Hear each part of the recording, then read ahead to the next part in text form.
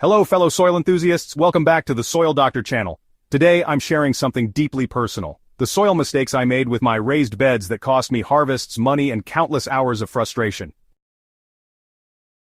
If you're planning raised beds or wondering why your existing ones aren't thriving, this guide might save your garden season. I've learned these lessons the hard way, so you don't have to. Let's dig into the soil mistakes I wish someone had warned me about years ago. Using bagged garden soil alone. My first raised bed season, I proudly filled 6 new cedar beds with bags labeled garden soil from the big box store. It seemed like the logical choice, it literally said garden on the bag. What followed was a summer of disappointment, stunted plants, poor germination, and soil that transformed into something resembling concrete by August. Here's what I've learned. Bagged garden soil is rarely sufficient on its own. These products are often heavy with clay or silt, lack adequate organic matter, and have minimal microbial life. They're designed to be amendments, not complete growing mediums. The ideal raised bed soil requires a balanced mixture of topsoil, about 30%, quality compost, around 40%, and coarse materials like perlite, vermiculite, or coarse sand, making up the remaining 30% for proper drainage and aeration. This blend provides the perfect balance of water retention, drainage, and nutrient availability that raised bed plants crave. Ignoring soil pH for specific crops.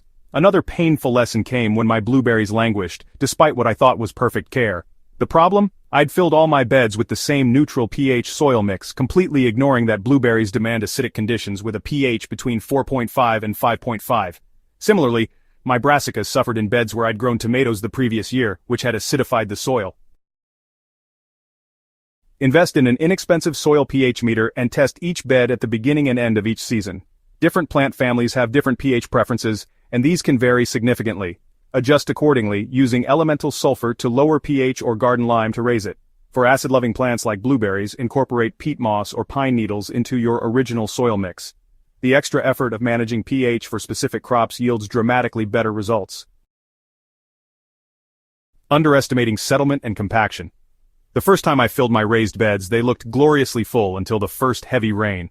Within weeks my soil level had dropped nearly 4 inches. By season's end I was essentially gardening in sunken beds rather than raised ones. This soil settlement reduced drainage efficiency and made the beds harder to access.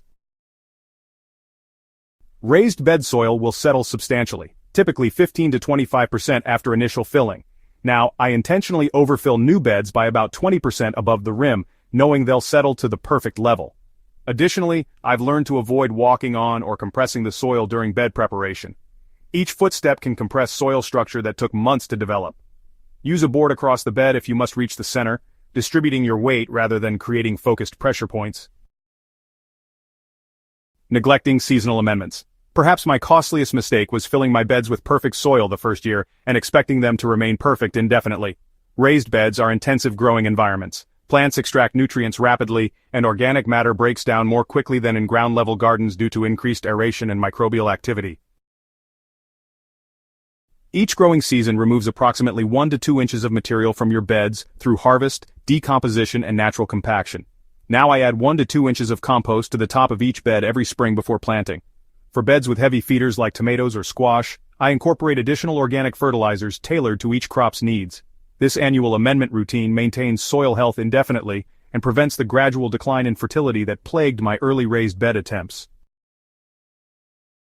The soil in your raised beds truly is the foundation of your garden's success.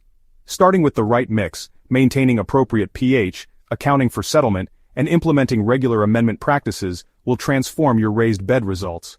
These principles have taken my garden from disappointing to abundant, and I'm confident they'll do the same for yours. If you found these soil insights helpful, please support the Soil Doctor channel by subscribing, hitting that notification bell, and sharing this video with fellow gardeners who might benefit. Drop a comment below sharing your own soil challenges or successes. I learn as much from you as you do from me. Until next time, remember, healthy soil grows healthy plants and healthy plants feed healthy people. Happy gardening.